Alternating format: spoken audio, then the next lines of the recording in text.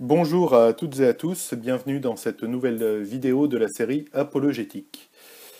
Le thème, les chrétiens peuvent-ils manger de la viande de porc? Alors, le thème peut prêter à sourire, comme ça, mais il est selon moi plus profond que ça, en fait. Il révèle vraiment la conception qu'on a du rôle de la loi qui a été communiquée aux enfants d'Israël, notamment dans l'Ancien Testament, à travers la Torah. Donc, bon, bien entendu, la réponse, je la donne tout de suite, la réponse est oui, un chrétien peut manger de la viande de porc, mais je vais m'attarder à un point, en fait, d'argumentation de certains frères chrétiens qui pensent que le commandement visant à interdire la consommation de porc est toujours valable. Alors, l'argument qu'il développe, en fait, est en deux temps. Tout d'abord, c'est citer effectivement les versets de l'Ancien Testament qui montrent l'interdiction du porc, et deuxièmement l'argument donc des frères qui pensent qu'on ne peut pas manger de porc, et de dire que Jésus n'a pas rendu le porc pur. Alors, on va voir ce qu'il en est. Tout d'abord, on va voir les arguments dans l'Ancien Testament, et ensuite on va voir les arguments dans le Nouveau Testament. Donc dans l'Ancien Testament, on va aller au livre du Lévitique, au chapitre 11, et on va lire les versets 1 à 8. L'Éternel dit à Moïse et à Aaron: Transmettez ces instructions aux Israélites. Voici les animaux que vous pourrez manger parmi toutes les bêtes qui vivent sur la terre. Vous pourrez manger de tout animal qui a le sabot fendu ou le pied fourchu et qui rumine. En revanche, vous ne mangerez aucun de ceux qui ruminent seulement ou qui ont seulement le sabot fendu. Ainsi, vous ne mangerez pas le chameau qui rumine, mais n'a pas le sabot fendu. Vous le considérerez comme impur. Vous n'en mangerez pas le daman qui rumine, mais n'a pas le sabot fendu, vous le considérerez comme impur. Vous ne mangerez pas le lièvre qui rumine, mais n'a pas le sabot fendu, vous le considérerez comme impur. Vous ne mangerez pas le porc qui a le sabot fendu, le pied fourchu, mais ne rumine pas, vous le considérerez comme impur. Vous ne mangerez pas leur viande et ne toucherez pas leurs cadavres, vous les considérerez comme impurs. Donc le commandement est très clair, je rappelle, c'est au chapitre Lévitique chapitre 11 verset 7, vous ne mangerez pas le porc qui a le sabot fendu, le pied fourchu, etc. Ce commandement est rappelé donc dans le dernier livre de la Torah, le Deutéronome. Nous allons donc prendre Deutéronome chapitre 14 et les versets 8 à 10. Vous ne mangerez pas le porc qui a le sabot fendu, mais ne rumine pas, vous le considérerez comme impur. Vous ne mangerez pas de leur viande et vous ne toucherez pas leurs cadavres. Non, en fait, ce verset-là suffit. Voilà, donc on voit donc Lévitique, chapitre 11, versets 1 à 8, Deutéronome, chapitre 14, verset 8, donne le même commandement. Alors, ce qui est logique, parce que Deutéronome, en fait, le nom du livre Deutéronome vient du grec. Deutère, ça veut dire dans un deuxième temps, et nomos, ça vient de nomos, qui veut dire la loi. Ça veut dire la loi donnée dans un deuxième temps. C'est un récapitulatif quelque part de la loi. Donc Deutéronome, loi dans un deuxième temps, donc un récapitulatif de la loi à travers un long discours de Moïse, effectivement, qui confirme au chapitre 14, verset 8, vous ne mangerez pas de porc qui a le sabot fendu, mais ne ruine pas, vous le considérerez comme impur. Alors, voici l'argument donc qui est effectivement dans nos Bibles, qui fait partie de la loi donnée par l'intermédiaire de Moïse au peuple israélite, et qui interdit clairement la consommation de porc. Alors, soit dit en passant, je fais déjà une petite parenthèse pour dire que si on veut jouer, ok, on peut être joueur, et ok, et dire que toutes les lois doivent être appliquées. Ben, dans ce cas-là, il faut donner la dîme à la personne comment dire, à la personne qui vous officie et qui fait le culte. Parce que la dîme était, était de mise dans l'ancienne alliance. Il faut aussi que vous vous absteniez, par exemple, de manger des fruits de mer, parce que on ne peut manger, alors j'ai plus le commandement exact, hein, c'est dans le Lévitique, mais on ne peut manger que les poissons qui sortent de la mer, on ne peut pas manger les fruits de mer, les huîtres, les palourdes, tout ce que vous voulez. Donc, voilà, donc si on applique la loi en disant on est chrétien, mais comme dans le Lévitique, confirmé par le Deutéronome, on ne mange pas de porc, dans ce cas-là, si on veut être logique, faut pas non plus, faut pas non plus manger d'huîtres, de moules, de je sais pas quoi. Faut donner la dîme. Voilà. Donc ensuite, on va passer à l'argument dans le Nouveau Testament. Donc c'est des arguments qui s'imbriquent en fait. Donc les chrétiens disant que l'interdiction du porc est toujours d'actualité, donc citent le Lévitique et le Deutéronome comme je viens de le faire, et disent que Jésus n'a pas annulé ces commandements. Et pour ça, il cite le fameux texte, en fait, qui se trouve dans Marc, chapitre 7, les versets 14 à 19, que je vais vous lire. Ensuite, Jésus appela toute la foule et lui dit, « Écoute-moi, écoutez-moi tous et comprenez. Il n'y a rien d'extérieur à l'homme qui puisse le rendre impur en pénétrant en lui, mais c'est ce qui sort de l'homme qui le rend impur. Si quelqu'un a des oreilles pour entendre, qu'il entende. » Lorsqu'il fut entré dans la maison, loin de la foule, ses disciples l'interrogèrent sur cette parabole. Il leur dit, « Vous aussi, vous êtes donc sans intelligence, ne comprenez-vous pas que rien de ce qui, de l'extérieur, entre dans l'homme, ne peut le rendre impur. » Et verset 19, « En effet, cela n'entre pas dans son cœur, mais dans son ventre, puis est évacué dans les toilettes. » Il déclarait ainsi que tous les aliments sont purs. Et là, l'argument est de dire, et que j'ai vu repris sur pas mal de sites, que cette dernière phrase, il déclarait ainsi que tous les aliments sont purs, a été quelque part rajoutée et serait une corruption du texte. Et donc, qu'ainsi Jésus n'a pas déclaré que tous les aliments sont purs.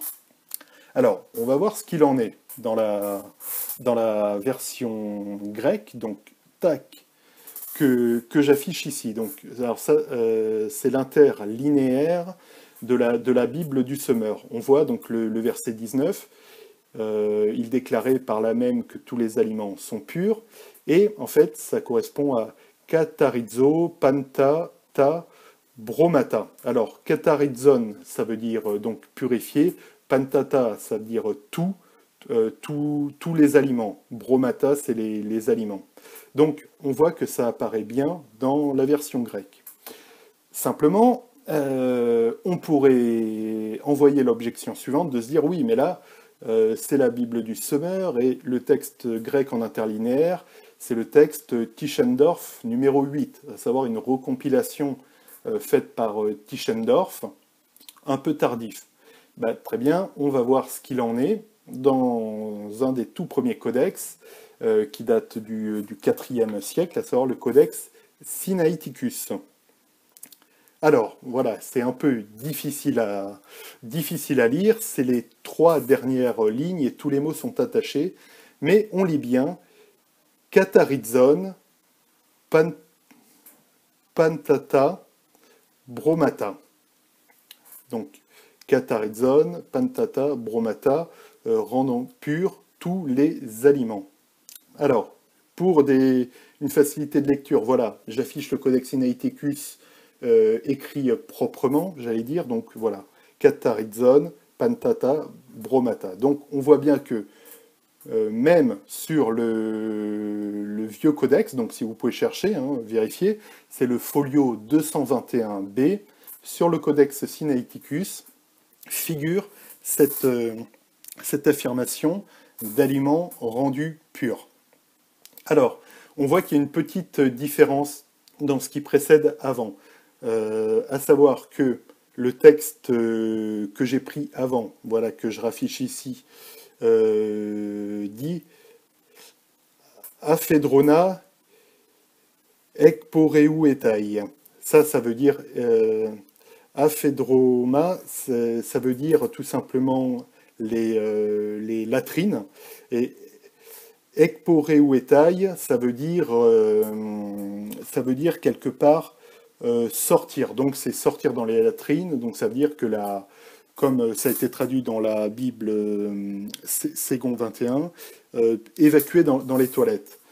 La différence qu'on a dans le Codex Sinaiticus, on a donc aphedrona, donc toujours les latrines, et ekbalete, qui est plus jeté dans les latrines. Donc c'est la seule différence, à savoir que dans l'un, c'est sorti dans les latrines, et dans l'autre, c'est jeté dans les latrines. Mais il n'y a pas de différence. Alors, on pourrait encore objecter que, oui, mais là, on a pris le Codex Sinaiticus, certes ancien, mais c'est pas le seul codex. Et il y a aussi les groupes qui appartiennent au texte byzantin majoritaire.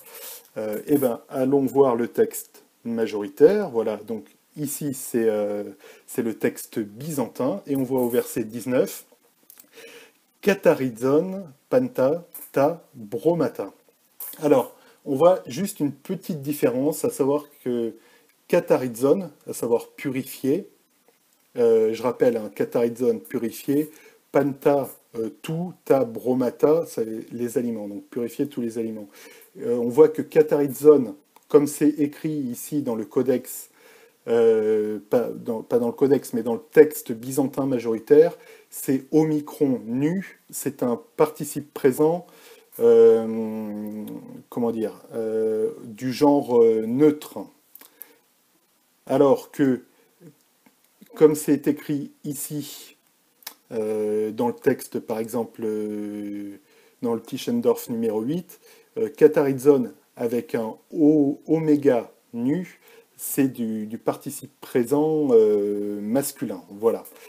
Mais voici, peu importe, tout est confirmé, à savoir que comprennent le texte que je raffiche ici, Tischendorf numéro 8, katharizon pantata bromata, purifiant les aliments, comprennent le codex Sinaiticus, katharizon pantata bromata, et comprennent le texte byzantin majoritaire, katharizon pantata bromata. Donc, toutes les traditions scripturaires indiquent cette purification des aliments. Donc, l'argument de dire que il déclarait ainsi que tous les aliments sont purs est un ajout, est un argument erroné.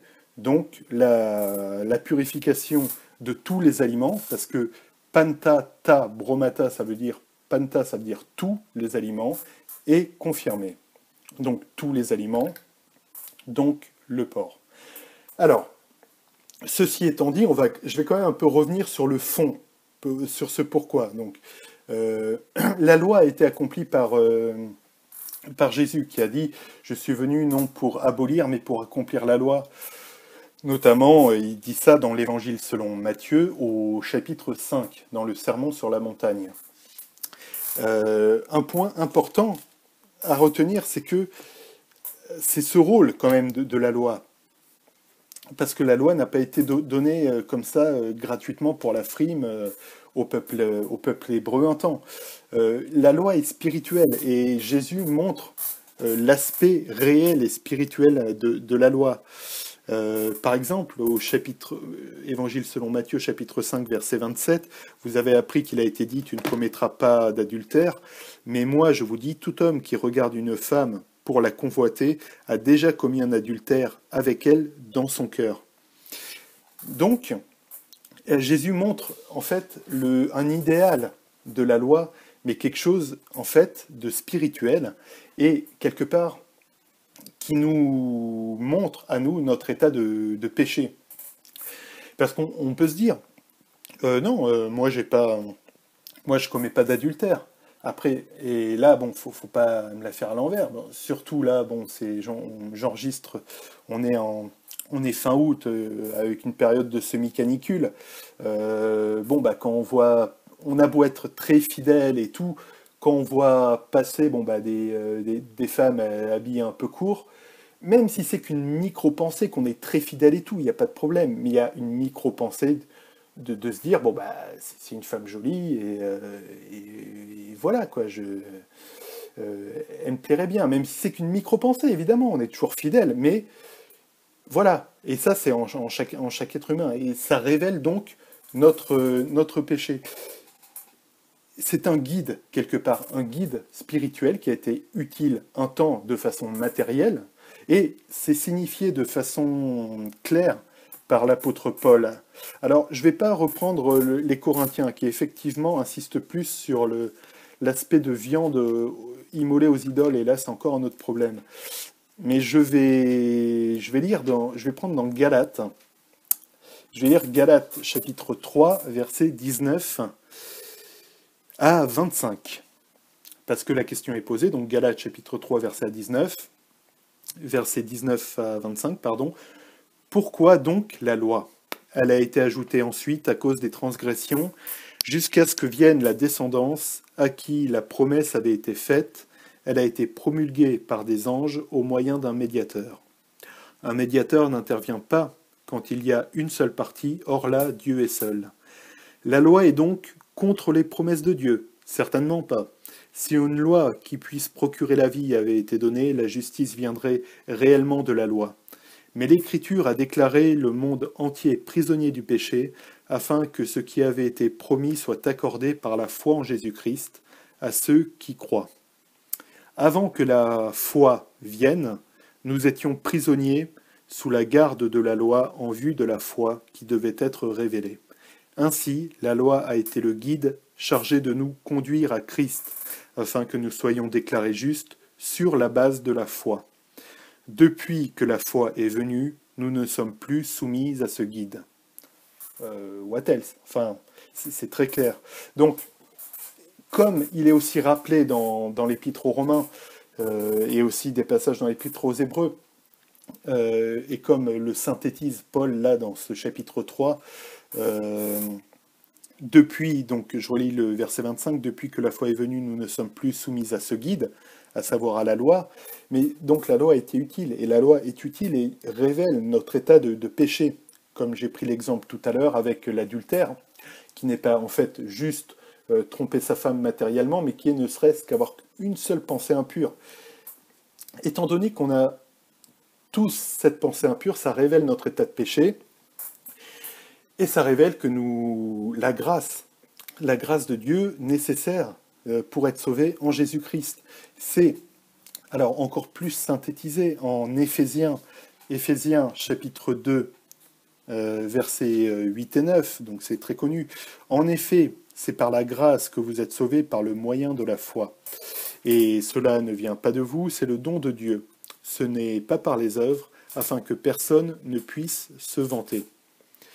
Voilà, donc c'est pour conclure un peu tout ça. J'ai montré donc que le fait de rendre les aliments purs n'était pas un ajout tardif des traductions de Bible, et que ça apparaît dans toutes les traditions scripturaires que nous possédons, le texte reconstitué de Tischendorf numéro 8, le Codex Sinaiticus, cherchez le folio 221b, et le texte byzantin majoritaire. Voilà, donc tous les codex sont abreuvés de cette mention de rendre les aliments purs.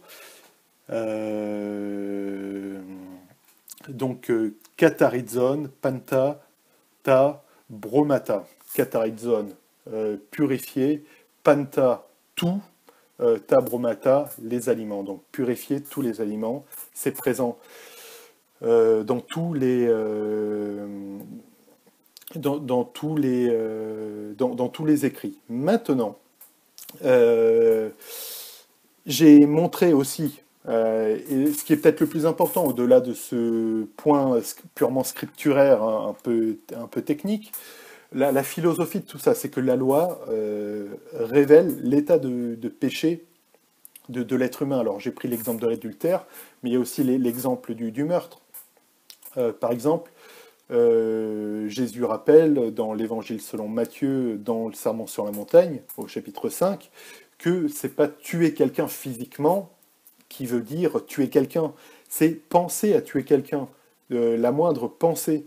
Or, alors là, peut-être pas tout le monde, mais 90%, on s'est juste dit très rapidement, bah, un tel, enfin pas je le zigouillerais bien, mais voilà, il me prend la tête, ou il a fait quelque chose de très grave, il mériterait la mort. Tout le monde s'est au moins dit ça. Donc cette loi qui en fait est spirituelle, qui avait été donnée de manière charnelle, effectivement, au peuple hébreu, est en fait une loi spirituelle qui révèle notre état de péché.